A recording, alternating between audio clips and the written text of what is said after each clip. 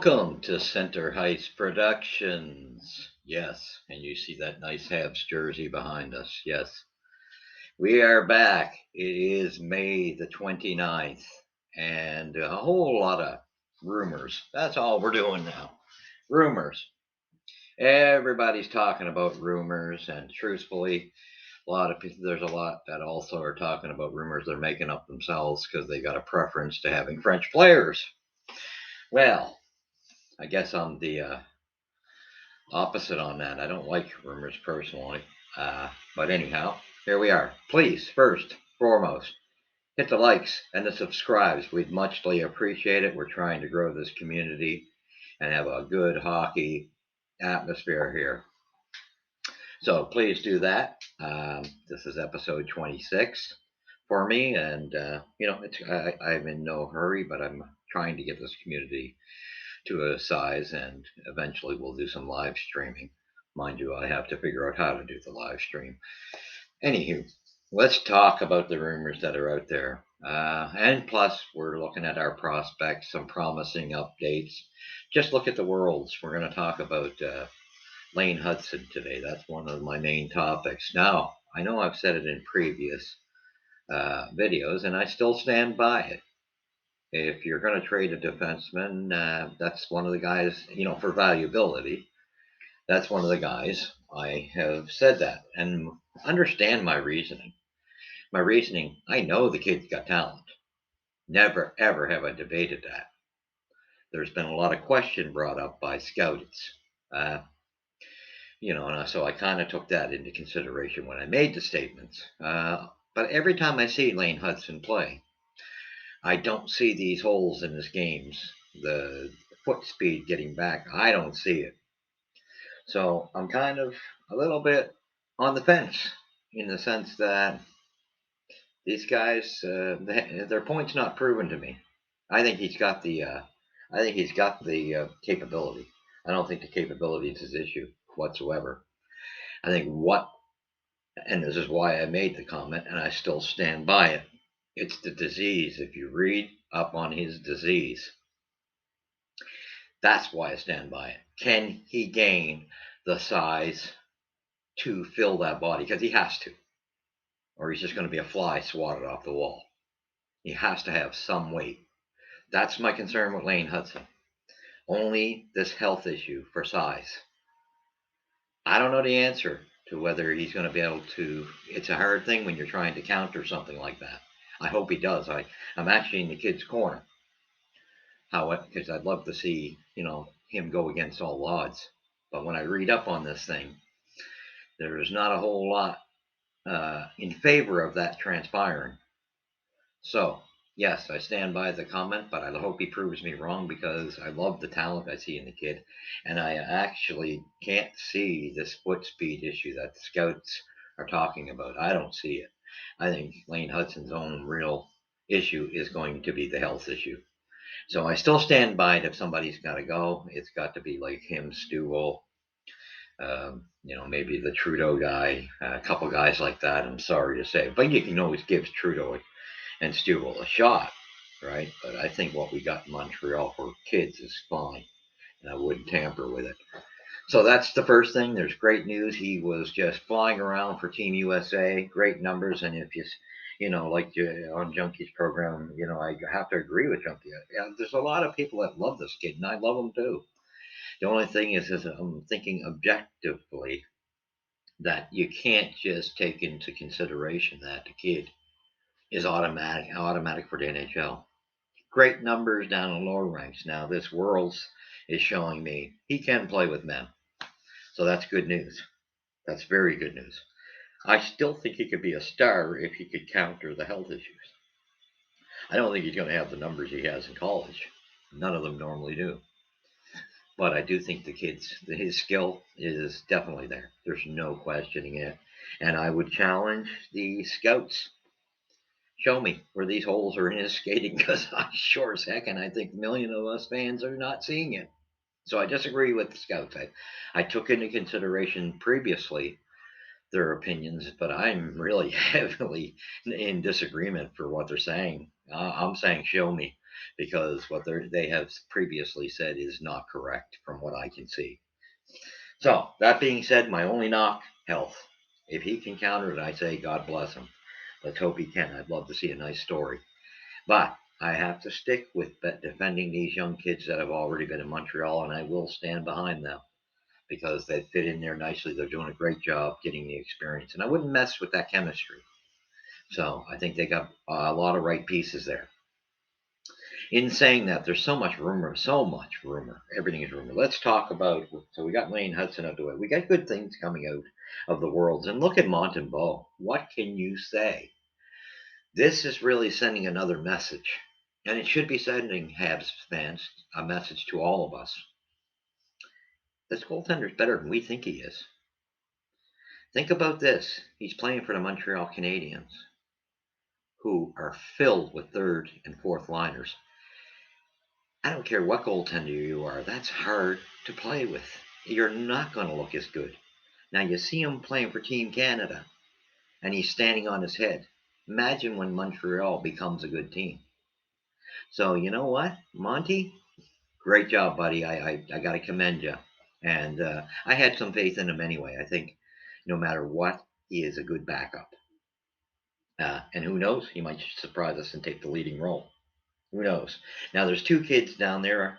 I forget their names, but they're two big lads that are goaltenders down in the juniors that the Habs have signed. And they, as of last week, there were articles. They have to make a decision.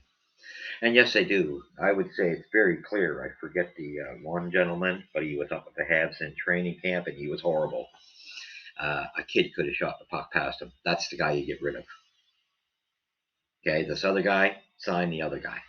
Okay, I'm not sure what the names was, but I remember the green pads for the goaltender, who is darn right awful. He's not even AHL material. He might be Pee Wee. Okay, I don't even know if he's that capable. Anywho, so that to me is the message. If they got to make a decision there, you get rid of the guy you brought up in training camp, who, and my great grandchild to come could score on. So that's being said. Then we have other rumors, and we know that Wolf from Calgary is another. This is one of the names I mentioned in the past in trade talk, and I don't want to give up the kitchen sink in the barn for him because he was a seventh round like Primo, and that brings up another topic. Primo will never amount to NHL material, and I think if anything Montreal needs to do is if you make a trade at the AHL level, he is not the goalie for us in the future. Someone else wants to take a chance on him, let him do it because we've seen enough of him. He's not the guy for the future. He is an AHL goaltender. I give him that. And I'd even say this year, you got to kind of even question that because he didn't have a good year this year. So then, like I said, we got Wolf, and this keeps coming up. I don't mind if they make a trade like that, if they use extreme logic. He's a seventh rounder like Primo was. You don't give up a whole bunch of top prospects for him. He's not worth it. Do we have to address the goaltending? Yes. So as long as we're giving up equal value, that's fine. I'm not giving up a first round draft pick for Wolf. I'm not giving up anybody like an Anderson for Wolf. The kid's not proven. There's a lot of talk, and we heard that same talk with Primo. So let's not make that mistake. So that's my shout out to Hughes and Gordon, and I think they're too smart for that anyway. That being said, in Montreal, Kent Hughes has squashed out any idea, and thank God he is, because I'm in his corner. You got the French movement, which always wants a French superstar. Well, guess what? They don't exist to the degree. There's no more Guy Lafleurs right now, or Mario Lemieux. Quebec's not making them anymore. Why? Their amateur system is screwed, and they need to get that going again. So your best bets, the Beauvilliers, the Dubois, yes, they're your highest level. They're not these outstanding superstars. And I'm so glad to see Andrew Shaw on Knuckles' program say, like others have said, plenty of coaches have said, plenty of even reporters like Stu Cowan, Dubois is not the answer, or Tony Marinaro. They're right. He's not the answer. You want another Drouin move? Sorry, John Tortorella is a smart hockey man. He put the nail on the head, and I'm sorry to say, Pierre-Luc Dubois is an underachiever. So is Alex Lafreniere. Now, the only thing I like more about Alex Lafreniere is he plays a gritty game, but they're both were overrated, and they have not lived up to expectations. You don't go to teams like that and give them all these first rounds for what? And why would you make a trade for Pierre-Luc Dubois when you can get him free next year if you're crazy enough to take him? Because I wouldn't waste my money on him. He's an underachiever. We have a guy that's English that is they're kind of close, but they have different specialties, and that's Anderson. And Tortorella said the same thing. If this guy could play like when he's hot, like that every night, he'd be a superstar, and he would be. Same thing, Dubois in Winnipeg. Look at when the playoffs come. It happened when Winnipeg played Montreal in 2021, and it happened this playoff for Winnipeg. Where was Dubois? Nowhere. So all you yay sayers to go after this guy, I say, please. I know of a hospital. I worked in healthcare for 25 years. I can direct you to a hospital to get your head checked. Okay, because there's a place where you can stay because you're out of your picking mind just because a guy's got a French tongue. Give me a break. Those days are gone. You go with the top priorities of what a guy is valued at. Which brings up next topic. No more. So I'm totally against that movement, and I think Hughes and Gordon are don't cave Hughes and Gordon to the French movement. If it's the politicians and that big what are they called, sovereignty group. Yeah, we know all about you. The Rennie Levesque squad. Give me a break. And the reporters following them. And we got English reporters. That's the scary part, that are on the same bandwagon, that are totally subjective to that movement and follow it like, oh, I better be a good boy and do as they say. You know who you are. Okay, enough of that. I'm not that guy myself. So let's get off that. Next thing we talk about, we know something big is going to happen in in Montreal. There's no doubt. And we know the Caulfield. I just made that video a week ago on the Caulfield thing. We know that's a whole. I think that holdout is for two purposes.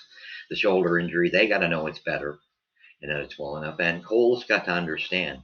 I do think he's worth more than Suzuki, but he hasn't proven it. That's the whole thing that's got to be understood. He hasn't had a full season of health to prove it. So when his agent can get that through his head, but the ship kind of sailed away. Now, if you want to give him what Suzuki's making, that's fine. I think you could go 8. I think he's going to land around 9, personally. 10 is way too much. So, and I think he could have got 10 if he could have stayed healthy, because I think he could bring up some numbers if we can keep him healthy. And with the way we're building this team, I do think this is a guy we got to hold on to, because we haven't seen a guy with that capability in Montreal for quite some time. So I think you gotta kind of build around him, and I think the Habs are. You put the size around him, we'll be all right, and hopefully the shoulder's not bad enough to screw his career. Which I've heard rumors that he's playing, and I don't know where, like the Stu Cowans and there was somebody else, and what's his name? Ingles. Yeah, those two seem to say that he's well. They seem they must know somebody who's got information on him, because supposedly they're saying he's practicing and he's fine. But I'm yet to see the verification of that. But I do think that Hughes has, and that's probably the holdout, is this cash thing, what he should get. And I think what it comes down to is Caulfield does have to understand he didn't live up to a full season healthy to get the type of money he probably wants. And he's probably falling the cap situation. So you're in a tricky situation. I think you got to kind of back off a bit. I wouldn't be mind, 8 or 9. And 9 is where I think he's going to go, and that's a little. Yeah. I do think he is more valuable than Suzuki production wise. Production wise. Um, that being said, I think what has transpired, actual play, and because of the injuries, he has to come down to the reality. And I think the Habs will get this done. I think they'll get it signed up. I think there's going to be some things. The closer we get to the draft, you're going to see something happen. I think. This is not a guy I can see uh, teams spending the type of money to offer sheet him, because you go to 10 million and out, you're looking at a lot of first rounders you're going to give up. Do you really want to give up 3 first rounders for Cole Caulfield? That's a steep price. So that's why I don't think the offer sheet is anything we got to worry about, because I do think the next level will be that ranking for an opposition team to get them. So I think we'll be all right. I think Cole Caulfield will be able to prove what he is, but he hasn't yet. So Cole, please understand that. We all love you, but man, let's be realistic. You haven't had a healthy season yet, and I do think Gordon and Hughes are putting that team around you. So that being said, now we go off to the tangent of basically guys that contracts are up. I believe Monahan's contract is up. Someone can correct me if I'm wrong, but I think it's up. I think that was one of the contracts that was possibly up, and we know that Drouin's is up, and Garionov. Now, with Garionov, out of the three, this is the guy you hold on to for only one season. You give him a 1-year contract, because this guy, I think, he's got a lot of talent. It's a matter of getting him out of the mindset so that he starts to play every night. And I do think Martin St. Louis is just the guy to do that. So you don't have to give him this massive contract. Um, that being said, right, you don't have to do that. Just give him the 1-year trial. And I do think he will work out. As far as Jonathan Drouin, why have that haunt you any farther than it has? It's been a 6-year nightmare. Let him walk. That money, again, there you free up some money for poor Cole, who deserves the money. Give that money to Cole Caulfield. Right? There's part of the contract for Cole Caulfield right there with the garbage that's walking out of Montreal. Okay. Monahan, sorry, you got to let him walk too. If his contract's up, I'm not sure. I thought that he was this year, but there could be one more year. But if it is up, you got to let John walk. He is a different story where he's got the heart, can't stay healthy, and it seems like anybody who's had these hip injuries can't. So let him walk, and again, there's more money freed up. You're definitely going to be able to afford Cole Caulfield and others, right, in the future. You'll be headed in the right direction. So that's my answer on those three situations. Uh, that being said, again, you do have to address the goaltending situation. I have a suspicion. I've talked to some people very close to me, and I'm kind of on the same page. I got a bad feeling they're going to trade Allen. And you know what? It's not a big deal, though, in the sense that Allen was always a backup since he came to Montreal. Let's be real. That's where his stage in his career he's at. They could actually get something half decent for Allen because he's still got the valuability. So if they do, and I think I just got to, and people I talk to, we all kind of are thinking Allen's going to be trade bait. And that, what I don't want to see is them bring up Primo to be his backup. I think that would be a nightmare. I hope they just go out and get whoever to address to, get another backup that's already in the NHL. That's at least steady, not bad. It doesn't have to be a superstar, but somebody that can maybe give some competition to Monty for the time being, and then go out and draft your goaltender. Because I think we got to find a way to get a third first-round pick and get that one of those two top goaltenders that are in the draft.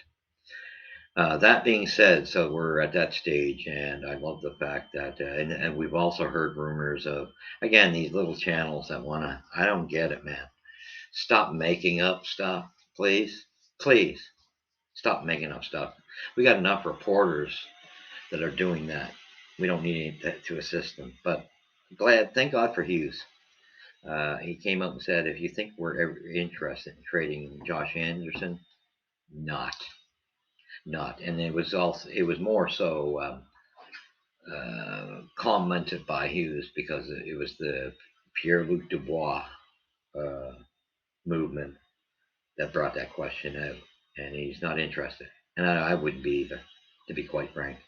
And I think Josh Anderson at the end of the season showed us something, and he might be able to start showing us that, because when he's on, he's gritty and he's got the speed. So stick with it. You can get a lot for Josh.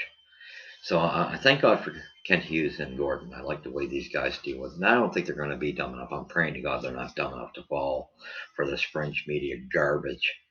Garbage. Total. And for English reporters, just because you're a reporter for the Habs, can you be your own person and be real? That's my statement to that. So that being said, yeah, we're at that point, and something's going to give. Who knows? I mean, we got a lot of hockey players, prospects doing very well, even in the juniors uh, championship. I mean, come on, Owen Power, or not Power, sorry, Beck, apologize. And we had Mayu, and that's the other thing. Mayu, come on, Batman, wake up, enough. This crazy thing. Although I do think Mayu should spend 2 years with Laval just to get used to things. But it's enough. Enough is enough. Now, the other thing I just wanted to mention, wow, yes, our draft dropped to 31, 32. Who would have thought that Florida would be going to the final, and they may win it. And I'm actually kind of rooting for them because of the underdogs. And it's always, you got to watch those. I like dark horse teams. I know it sucked that we got that pick, but I got to say, now that they're to the final, I'm all behind them. I hope they get that cup. I love that Kachuk. I love the Bobrovsky is just playing off his head. He's actually living up to his name finally, and I hope they get it. It'd be nice to see. So I'm kind of rooting there, and wow, I was shocked that Dallas is actually now pushing the Knights a little bit because the Knights I expect it to be the Knights I called being this deep in. Really, there's not much more I can say as far as deepness to the teams that I picked are gone. I can actually say I was wrong on a lot of them because of the Florida Panthers. But the Knights on the west side were a team I said, watch them. They're a deep team. And what a final that would be with the Knights and Florida. I mean, I think the Knights are much deeper than Florida, but Carolina was too, although Carolina had some key injuries. But they were, and they couldn't, mind you, there were a lot of 2-1 games, that type of thing. But it would be an interesting final, and it would be a first Stanley Cup for each of them. I like the Dallas Stars, but I don't think they can actually keep this going. But mind you, if they win, I believe it's tonight, and get that sixth game, then the Knights are in trouble because now you got a major momentum switch, and then they'll be at home. They'll be so much. I think teams are foolish when they allow a team back in to lose that sixth game because now game 7, most of the pressure's on you. So that would be a huge. The Knights have to end it tonight in game 6 if they want that series because it doesn't look good if they let it go to 7.